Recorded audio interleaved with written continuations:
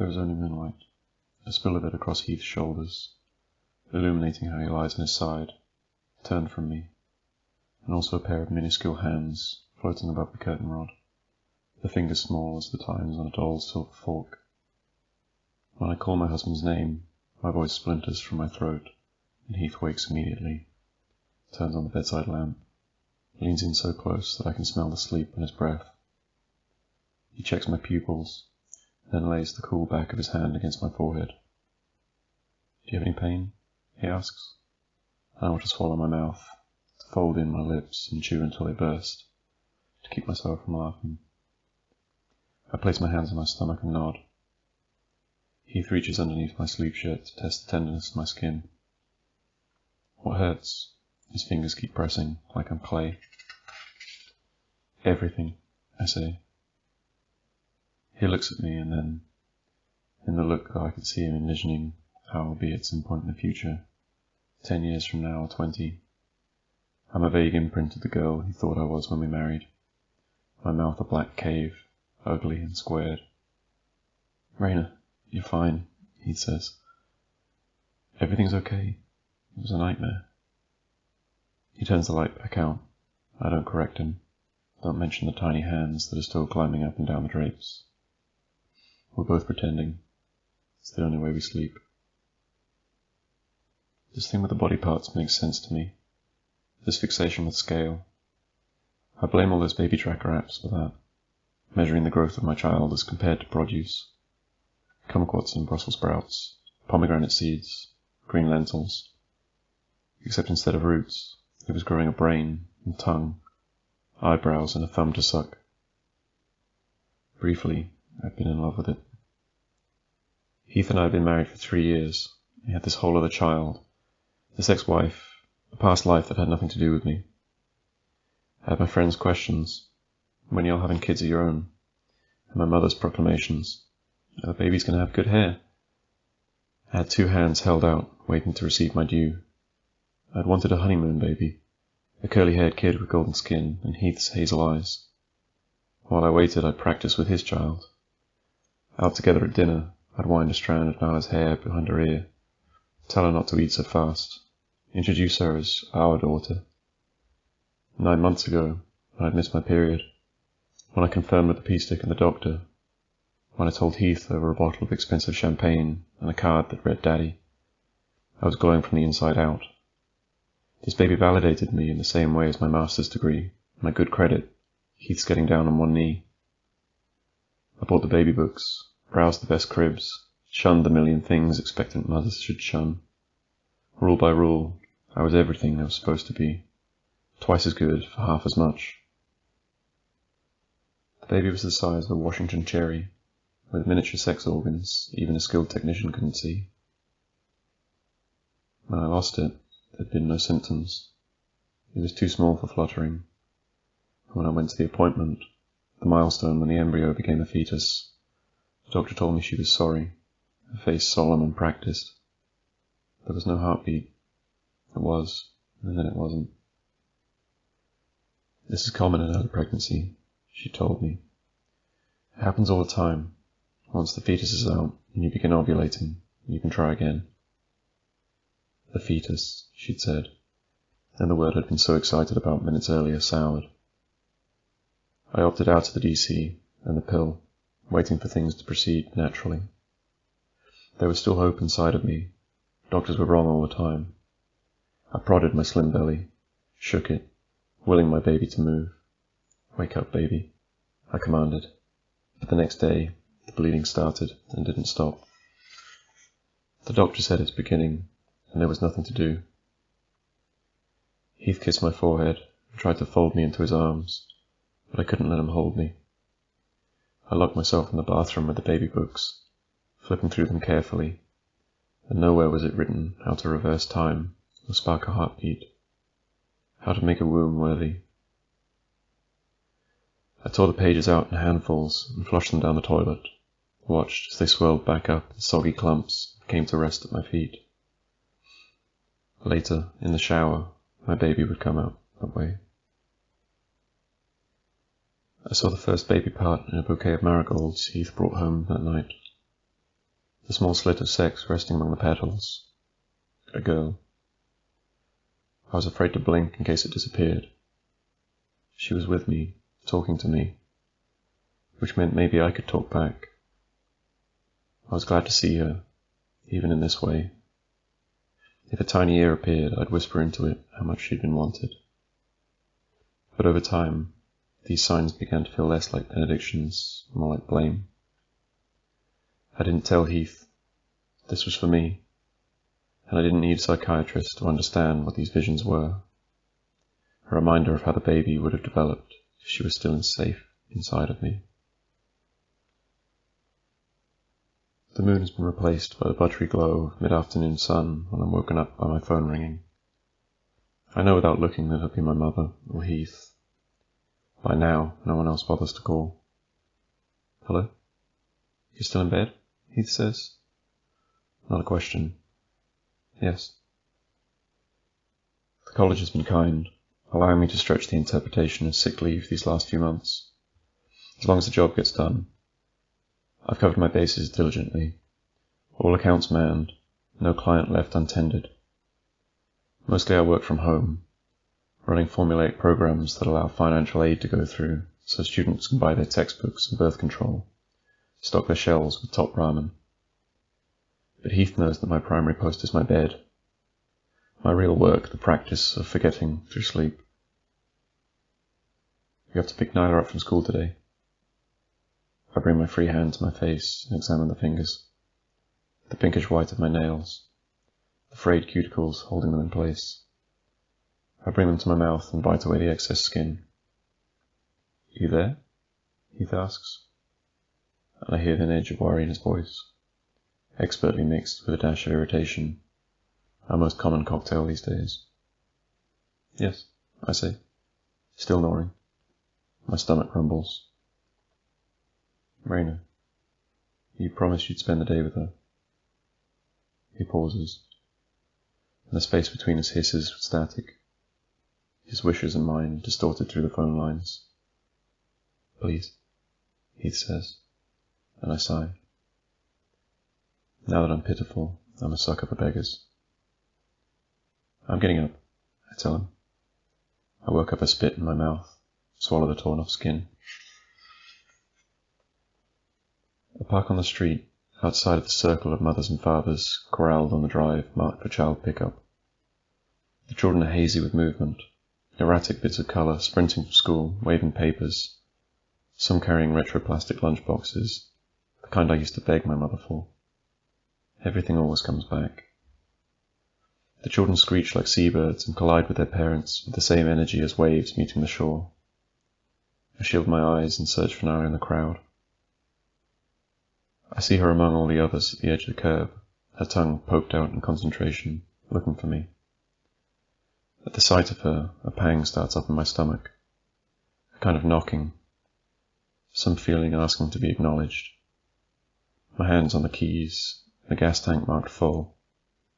It'd be easy to drive away before I'm spotted. I could vanish, follow the wet summery air down an unfamiliar highway and try to escape the little legs dancing on my kitchen counter, or the lungs the size of kidney beans wheezing from the nightstand. Imagine cracked earth, giant saguaro, the hot air drying the farther west I ride and the sun sinking red. Out there I'd track vipers through the bleached sand and lie beneath the moon's cool regard, my belly full and swaying with meat. The coyotes would sing my lullaby. I pull the key from the ignition and get out of the car, cross the street and hold my hand high. I wave. It's been almost 5 weeks since I've seen her, and I'd forgotten her 6-year-old's exuberance, the brightness of her hair, that she loves me. She throws her arms around my waist, and her stomach, soft and plump, pushes against me. I hold her away from my body at the shoulders, and look into her face, and feel nothing but appetite. Let's get some food, I say, trying on a smile, a stretched thing. At the car I buckle Nara into the back seat, and she tells me about Jupiter's moons, the clouds of space dust, where stars are born. She tells me about gravity, how it keeps us pinned to Earth and makes apples fall from trees. We did drawings today, she says, and promises to show me later. I know what I'm supposed to say, but I can't. I'm a dead satellite, picking up information, but relaying nothing back. She's a smart kid. She senses this. She tells me she's missed me, and because I'm trying, because I love her, I lie. I missed you too, I say, and guide the car onto the road. Heath and the ex-wife have agreed that Nyla must eat vegetables with every meal, a helping of fresh fruit and whole grains with little allowance for processed junk. I order a bacon cheeseburger and large fries at Wendy's, and we eat them in the parking lot, sharing a chocolate frosty between us, dipping our fries into it and getting brain freeze as the cold saturates our teeth.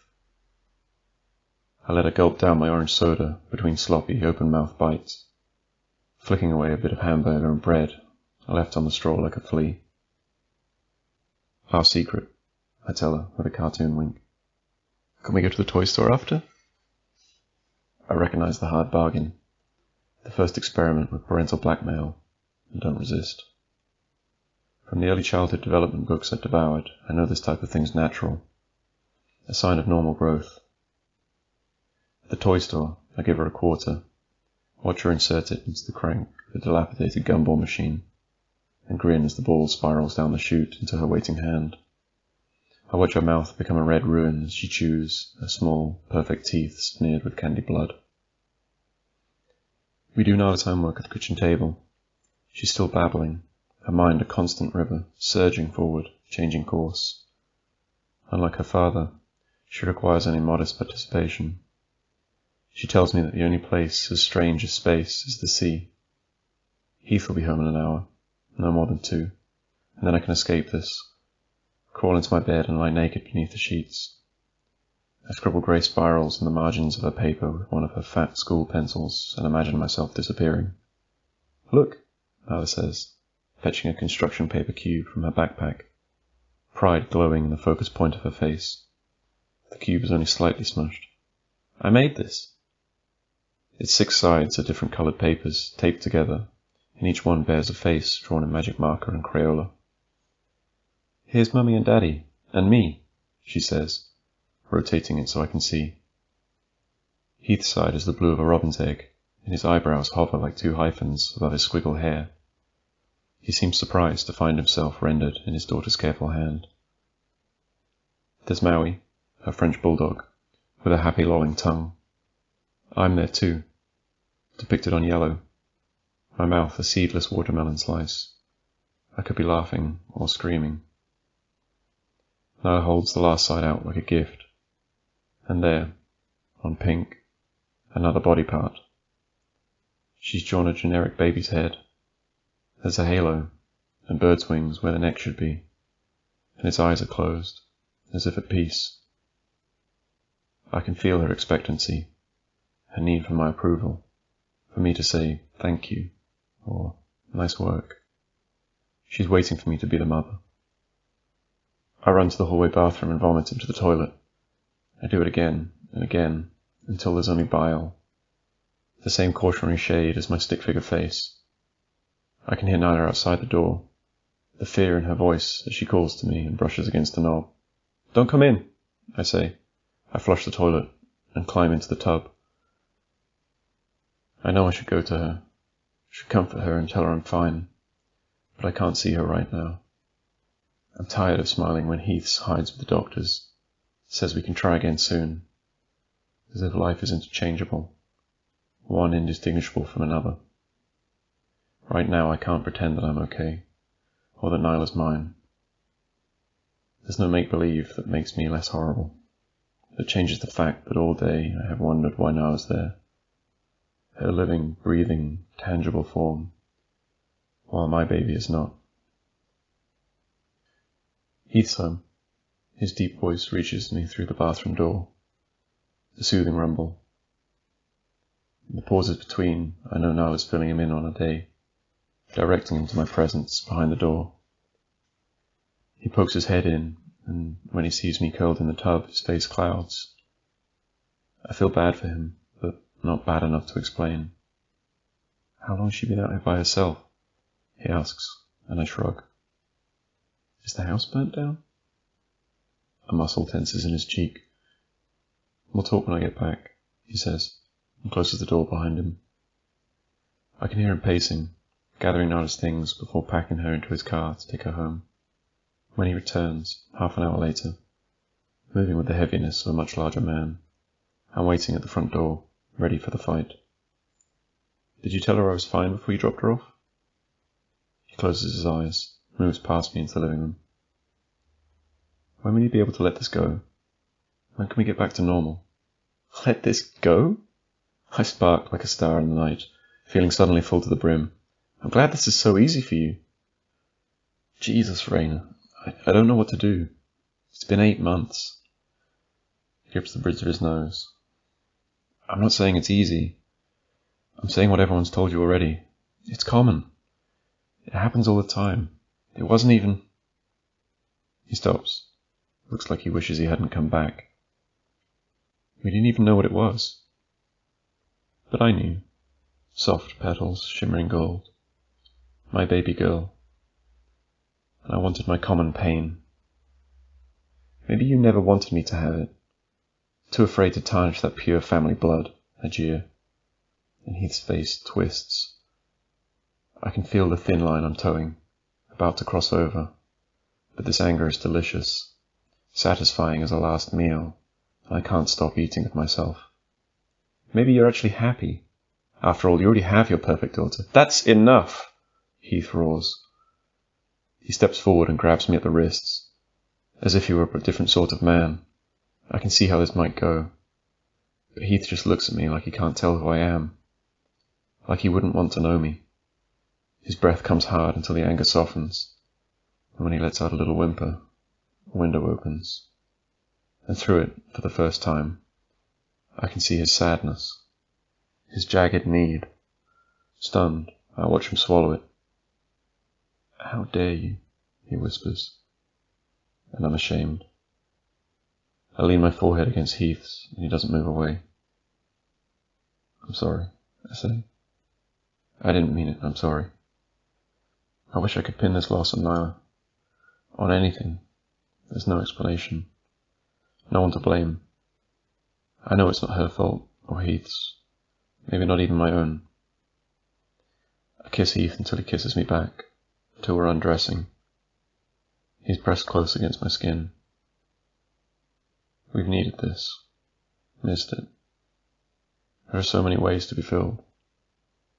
"Please, please, please," I beg over and over, like it's the only word I know. I say it the way I did when the baby fell out, warmed by body heat and shower steam, the colour of raw life, red globules, silver-streaked clots the size of champagne grapes, and then a slippery silver sack, small as a coin, my baby in pieces, thick, dark and glistening. Before I hunched empty under the showerhead, letting the water grow cold, before I slid the sack into a ziplock, before Heath drove me to the hospital, I picked up my baby and cradled it, tried to see if I could make out a face, or a miniature knee in the alien landscape of my insides. I rocked my baby in my hands, told it everything was going to be fine. I knew already what a mother should do. Nyla said that the only place as strange as space is the sea, so the next morning I drive to the city aquarium and buy a ticket. The halls shimmer, filled with a dense amphibious silence. Here it's safe to wander, to be driftless. I pretend to goggle at the flitting of fluorescent fish, to be consumed with nothing more than the wavering of sea kelp, stretching upwards towards artificial light. At the tide pools I trail my finger along an urchin's purple spines and watch it shudder, blindly grasping until I still my finger in the middle of it and let it hold me. Suddenly, the aquarium's teeming with children. A first-grade field trip. The kids rush in, trailed by frazzled teachers, their eyes wide and hands reaching, grasping as the urchin. At once I want to hold them, press their small chests against mine, feel that vital thump. The children awe at the boneless creatures resting at the bottom of the shallow tank, and their joy is simple, tactile, too much. Feeling unworthy of them, I fade away to seek out darker, more solitary spaces. In a dim room, where the water seems heaviest, I rest my head against the glass. For a moment, I can almost remember what it is to be unborn. This darkness, this weight, the comfort. Then, something stirs in the water, stealing my attention. In the corner of the tank, hidden by living rock, rests an octopus, iridescent orange with blue rings spiraling up the trunk of its body. Slowly, golden eye unblinking, it feeds a tentacle into the black of its mouth. Its other arms wave, 2 or 3 of them shortened, partially eaten already. I can feel its stolid regard, and like the body parts, I know this is meant for me. The synchronicity, something about ashes and rebirth, Ouroboros eating its own tail. "Hey," a man next to me says, a middle-aged father in glasses towing a child in each hand. He'd snuck up whilst I'd been transfixed. Maybe my engrossment brought him. He gathers the attention of a nearby worker. "Something's wrong with this squid." Nosy, ignorant man, he can't even tell the difference. I press closer to the tank and my reflection superimposes over the animal. My eyes are dark glinting on its body.